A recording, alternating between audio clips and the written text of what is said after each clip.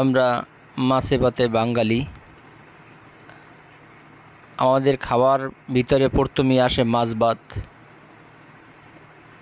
বাঙালিরা সবচেয়ে বেশি পছন্দ করে এই মাছ ভাত।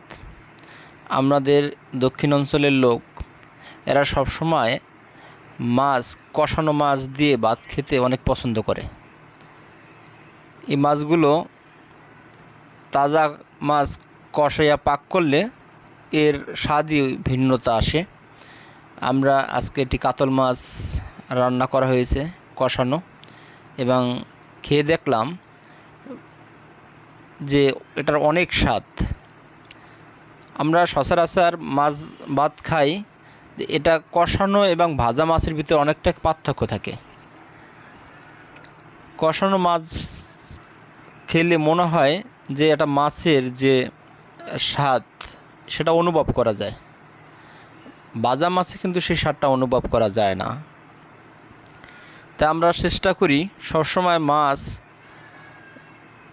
কষিয়ে পাক করার জন্য। আজকে একটা ট্যাংরা মাছ আনলাম, সাগরের ট্যাংরা মাছ। এই ট্যাংরা মাছটা অনেক স্বাদযুক্ত। এর ঝোল দিয়ে আমরা অনেক ভাত খেতে পারি। এর এর মজাটাই আলাদা। তাই আমরা যদি কষিয়ে পাক করে যে কোনো খাবার খাই, যদি সেটা ভালো হয়, তাজা হয়, তাহলে সেটা স্বাদ একটা অন্যরকম থাকে, ভিন্নতা থাকে।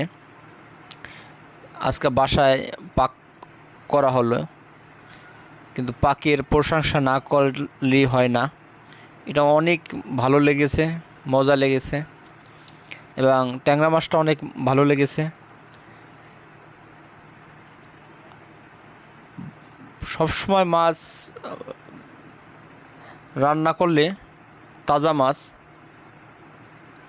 আপনার কষাই পাক করাটাই অনেক ভালো। আল্লাহ হাফেজ।